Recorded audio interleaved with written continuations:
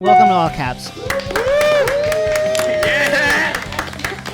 We can't keep up with everything that's been happening. Wednesday morning, I opened my social media feeds, and apparently the entire NBA is different than when I went to sleep. Let's start with this. So, the Dallas Mavericks have been in turmoil for approximately 36 hours at this point. Our good friend Tim Cato at The Athletic, who looks like a very young Barry Gibb, wrote a story about how noted crypto fiend, noted NBA gambler, noted how does that guy make his money guy, Haralabos Bob Voulgaris, who is the director of big numbers and stuff at the Dallas Mavericks, actually kind of runs the team, and it's a problem because players are like, that guy's a dick. And Mark Cuban's like, I don't care. I think he's fucking a genius. I love it. I love everything he's saying. And so that has become a problem. Longtime GM Donnie Nelson out after 24 years with the Mavericks. This on the heels of a story that actually he doesn't do his job. The person that does his job is Bob Voulgaris, who is like making him talk like this, like a puppet. And so either Donnie got fired by Mark Cuban, or Donnie went, I've had enough of this. I'm moving in with my dad. We're growing weed in Hawaii. Or Bob Voulgaris was like Littlefinger in Game of Thrones and was like, chaos is a matter. And he decided to put the knife in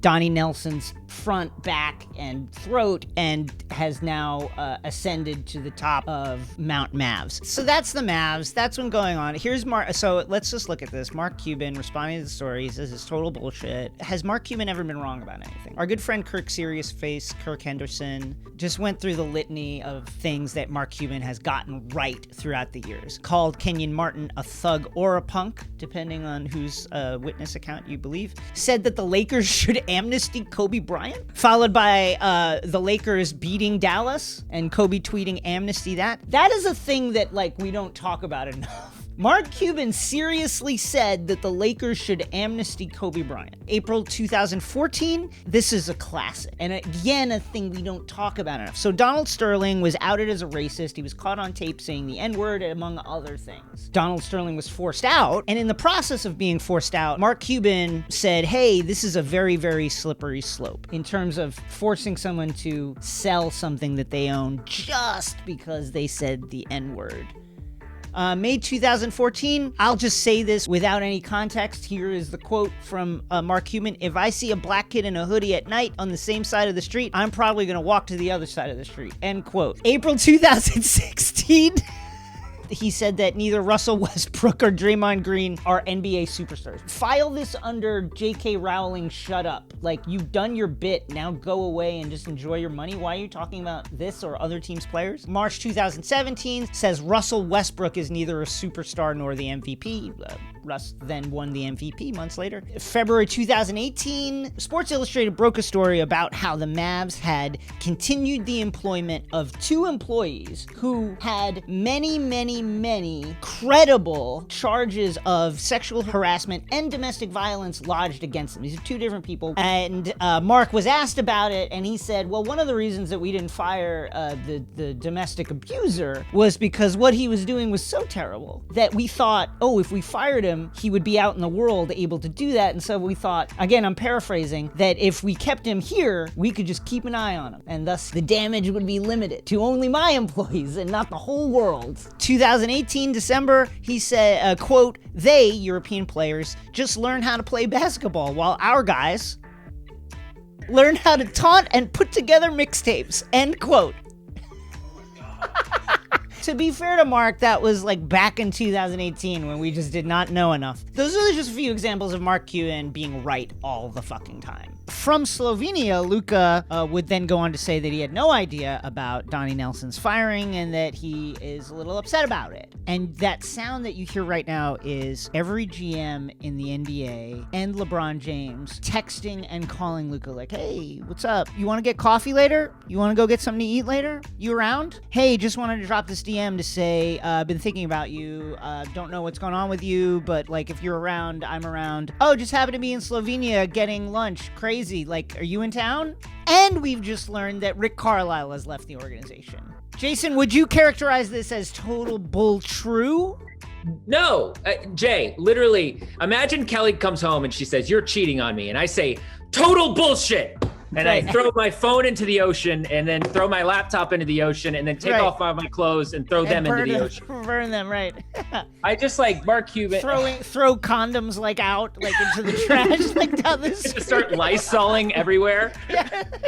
Continuing with the news, Kawhi Leonard last seen murdering Derek Favors in front of the nation. He then, looking fine, did a post-game interview where he was like, I don't think about the Western Conference Finals, like I don't even think about it. I think about the finals. Then Shams Charania comes with us with the news that Kawhi Leonard has suffered an ACL injury and he is out indefinitely. Where we are right now, we don't know if it's torn, partially torn, what the status of the injury is, but that's like potentially 10 months. That really sucks. That sucks for Clippers fans. That stuff sucks for basketball fans in general. It goes to show you what a fleeting experience life is. It's not like Kawhi has another surefire guaranteed shot to get to the Western Conference Finals or anything. Like at this point in his career, what is he, 30? So this will take him to like 31 to get back here? I don't know. It's tragic. It's sad. The news that sucks, part 2. Chris Paul out with COVID protocols. Now, Shams Charania, once again, the harbinger of doom. He's like a murder of crows that flies across the afternoon sky. Here it is, Phoenix Suns guard Chris Paul has entered the NBA health and safety protocols and is sidelined for an indefinite period of time, sources tell The Athletic. Okay, so we can discern from this that Chris Paul came into contact with someone who is COVID positive, possibly Cliff Paul, possibly Jake from State Farm, and either he's vaccinated and the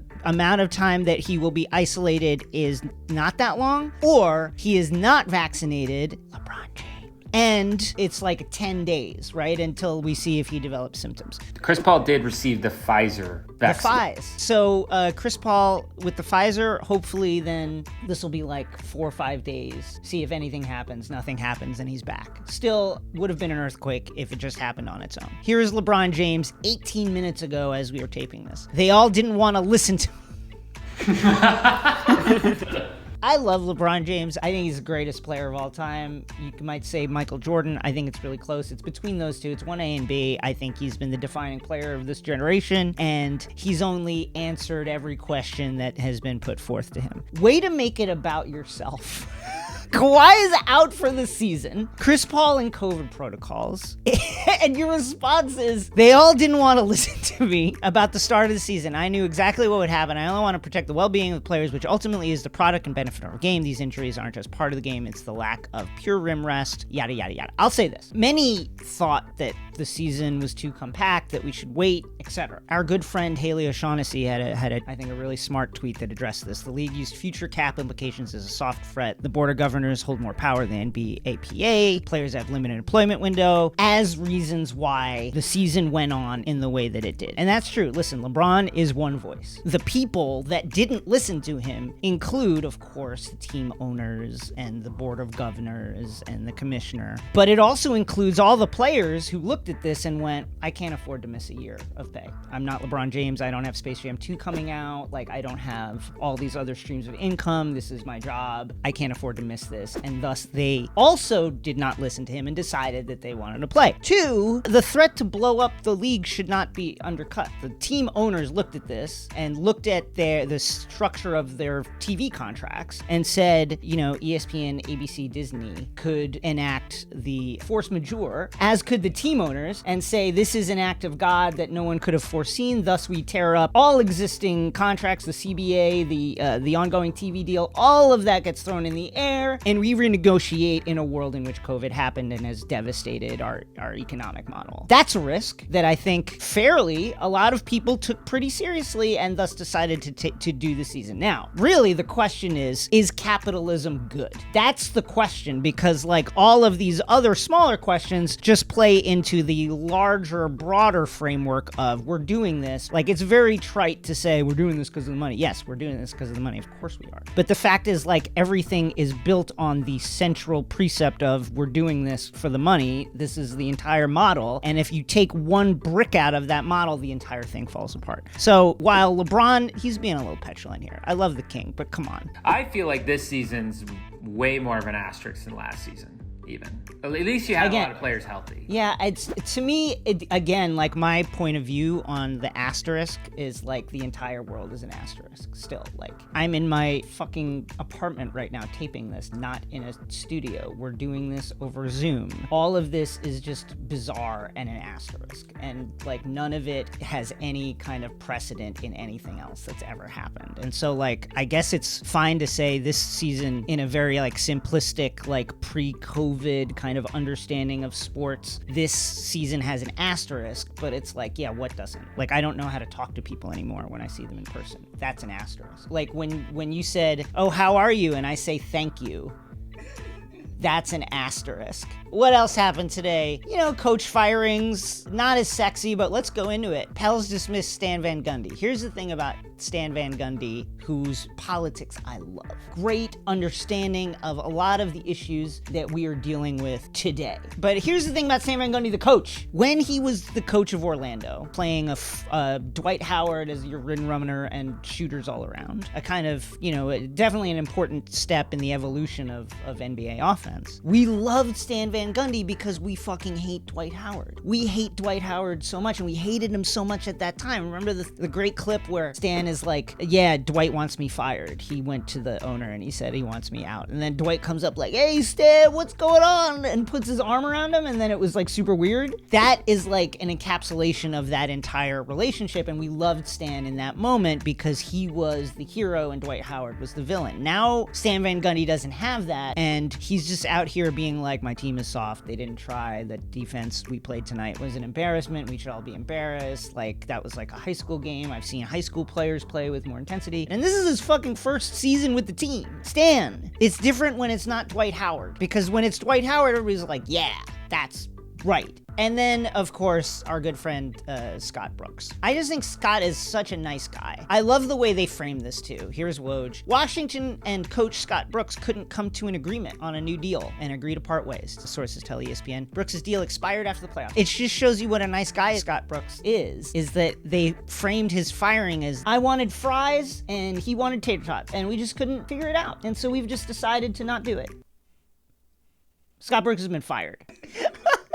Let's go to the meat. So there are still some superstars available to us. The Brooklyn Nets beat the Bucks. We'll get to that in Game 5, the crucial Game 5, a game that Charles Barkley called the biggest game in Milwaukee Bucks history. Now, the Milwaukee Bucks did win a championship. So in modern Milwaukee Bucks history, and of course, Kyrie Irving not available because of a high ankle sprain. James Harden it was announced that he would play, but of course, we weren't sure what level of play he would be able to play at, and it would turn out to be not a great level because I think he missed every single shot except one. And going into this, as these injuries to the Nets superstars had piled up, people were gleeful because Kevin Durant, ha ha ha. Now you will meet your comeuppance. Here is Nick Wright. Now the impossible. Am I the only one who sees the Tom Green resemblance? Even just listen to the tone of voice is like, oh, it's obviously a huge deal. If I told you that was Tom Green and didn't show you the video,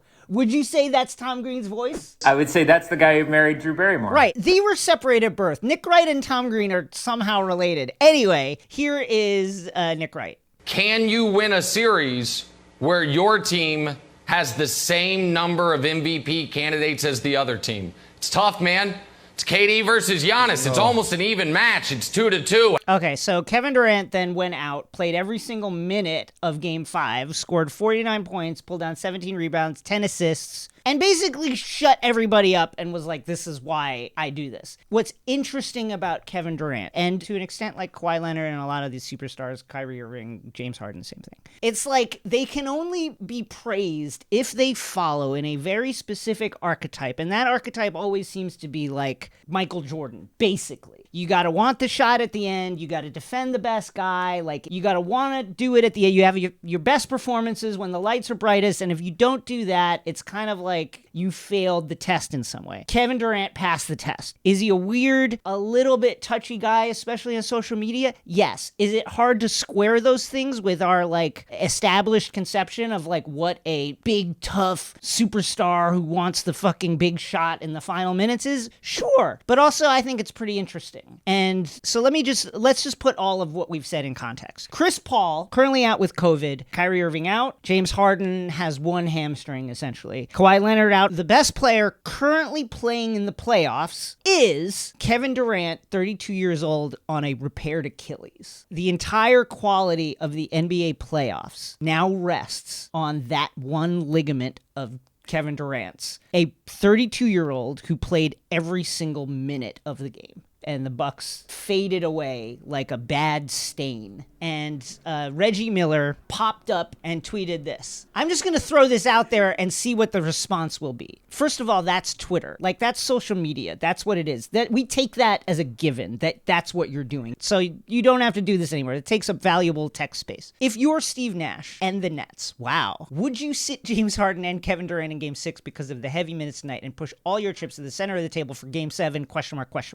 No. Let me just, so are you asking me if I sit my two superstars in a playoff game, Game 6, that I could win and move forward with more rest? Or do I take the rest now and give up a chance to eliminate a team? No, you don't do that. What? But also, how much money you have on the game, on the series going 7? Just admit it. You have money on this shit, right? Going 7? Because there's no way that this is a normal, like, thing to think. No one thinks this. Well, is there a thing where, like, if you haven't won a championship, you just literally don't know the steps it takes to get there? And he thinks this is a good take. I think that's a great. Listen, I think it's a great point, and I also think you now know why Reggie has never been hired for a front office and/or coaching position in the NBA or anywhere in organized basketball, because his big move is I'm gonna sit my stars. Actually, Reggie, it's a good idea, and I think you're going too small with it. Forfeit the game. Rest everybody. Everybody. Rest Claxton. Rest DJ. Rest Uncle Jeff. Why is Uncle Jeff? Uncle Jeff's a billion years old, and his nickname is Uncle. The guy had a new heart. He had his heart surgically repaired. You want him to, like, go out there and, like, carry the team for Game 6? He might not have anything left for Game 7. Rest the whole team, take the L, and then everybody comes back rested for Game 7. It's a good idea. I think you should do it. Let's go to the Philadelphia 76ers. No!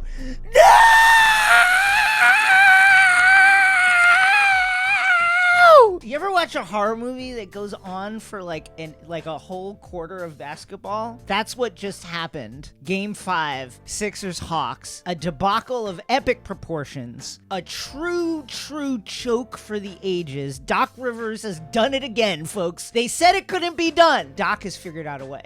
No NBA coach has blown more 3-1 leads than Doc Rivers. 2003 with the Magic, when Tracy McGrady infamously said, I can't wait to go to the next round. 2015, where Josh Smith, then of the Rockets, the worst volume shooting three-point shooter in NBA history, absolutely singed the Clippers. And 2020, of course, to the Denver Nuggets. The red-hot Denver Nuggets at that time. If you blow multiple 3-1s, multiple times in your career, the opposing team has ran off 4 straight victories to eliminate you, then you are a person who gets figured out, and you have no comeback. That's just kind of what we can say now about Doc Rivers, the Sixers. They were up by like 20-something at one point. It looked fucking over, like over.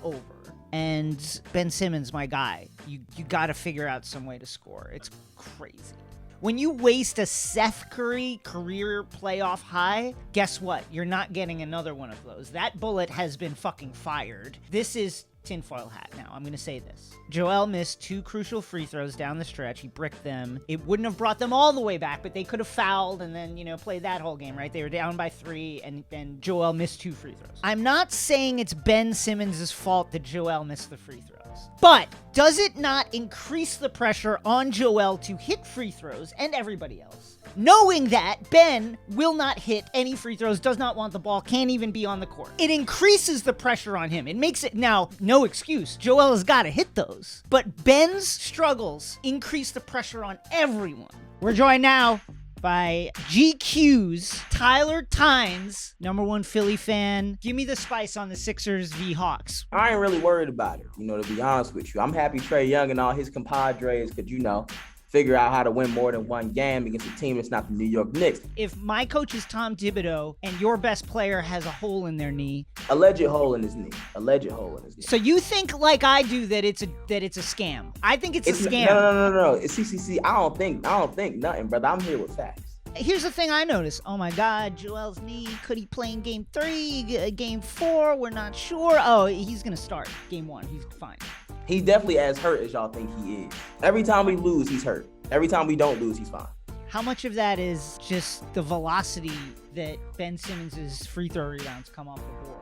Like, people are getting hurt by that. I mean, I fully agree with you. However, if you ask him, which I have asked him, he would like you to believe that he is the engine of the Philadelphia 76ers. He's things that say go. He plays his role. He's all defensive team. He should have been Defensive Player of the Year. He does his job as asked of him by the coaches in the organization. That's his answer. Here's my answer. Fuck all that. You need to make these goddamn free throws. We on some bullshit right now. If Tobias Harris gonna come out here looking like he drank Pedialyte the night before, and Tobias and fucking Joel Embiid is actually like laboring up and down the floor and is going 0 for 12 against Clint Capella, who barely is a good basketball player. Whoa. Finally, I'd be remiss if I didn't ask you, why don't you respect Giannis?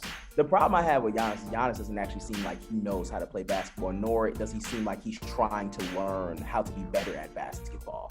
When your bag of tricks got air in it, I don't respect it. Listen, I 100% agree with you. He has no bag. He pulling air. His bag is I'm gonna run this way towards the basket and then I'm gonna dunk. I don't know who it was, but I saw somebody tweet about, the great thing about Giannis is you never know. You know the Euro step coming, but you don't know what pace and what velocity. Fuck all that. All I'm saying is this: if you play in the National Basketball League and you are 7 feet tall, and you can do what Giannis does, you'll be a player of a generation every time. You will deserve all of the positives and all of the awards that come your way.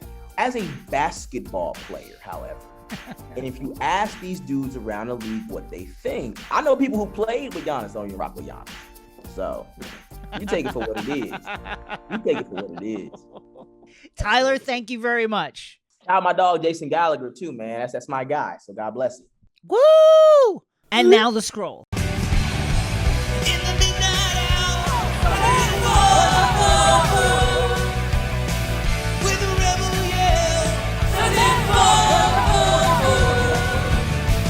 First of all, people have said, do you want to really glorify this violence? No, I don't want to glorify this violence. But here's what makes this different. These Denver fans started, they asked for it. One of them does the look away, now I'm going to sucker punch you move, and then ends up getting dog walked by this Suns fan, punched repeatedly in the face, and then held there as the Suns fan splashes Suns in 4 over his back, and then just lets him go, releases him into the wild like a fucking trout.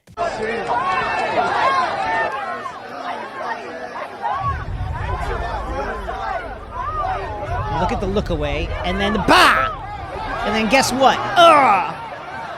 Now, see, that's a lack of core. First of all, bad stance. Your stance is too narrow, and you don't have a core and a good base. You gotta set and work against that, because he just was like this, standing straight up. He got narrowed, and he got pulled over. He got bent over the chair, and then this happened. 3.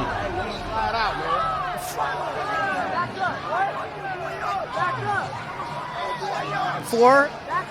It's 5 legitimate shots. Suns in 4, and then lets them go and watch them run away. This is like the roaches in my apartment when I turn on the light. Incredible. I've never seen someone get owned in a way that wasn't no one got knocked out. There was no threat that maybe someone was going to get stabbed or shot or something, it was going to pop off further than that. It was a comeuppance because this person really instigated, and not only instigated, but threw a sucker punch. And so it was just extremely satisfying. It felt like justice. I'll say this. I knew that the Suns were going to sweep when I saw this, when this fight happened. It was like an act of the gods. You just knew it had to happen. Before that I thought, Jokic, they were in front of their home crowd. Jokic is the MVP. It's hard to close out teams. They've been great all season. Then this happened. I'm like, they're going to lose. Where's the camaraderie amongst Nuggets fans? There's 2 guys in the back just watching their I mean, fellow Nuggets get that's pummeled. like a cue as to how out of pocket those guys were, actually. The fact that no Nuggets fans were like going to get into it, they were like, yeah, just go ahead, take care of these guys and we'll move on. Like, that shows you, I think, Suns in 4 guy was in the absolute right here. Oh, you know who was excited about the win? Nets super fan, Mr. Whammy. Wham. You guys know Mr. Whammy, right? He's the guy who isn't sure if he'll be around for the second half of Nets games. Mr.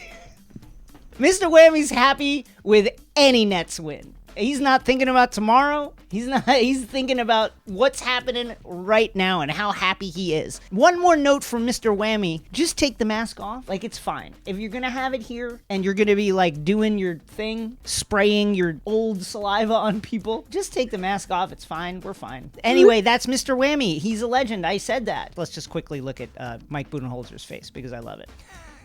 Mike Budenholzer, I've often described his face as like a guy who accidentally ate a ghost pepper. Mike Budenholzer, a guy who is seeing a dog shit on his lawn from inside the house, but he's on a call. He can't get out there to do anything about it. Here's Mike Budenholzer as Joey Greco, the host of Cheaters, is showing him the videotape of his wife having sex with another man. Mr. Whammy, it turns out. Here's your wife, Mike, getting plowed by Mr. Whammy.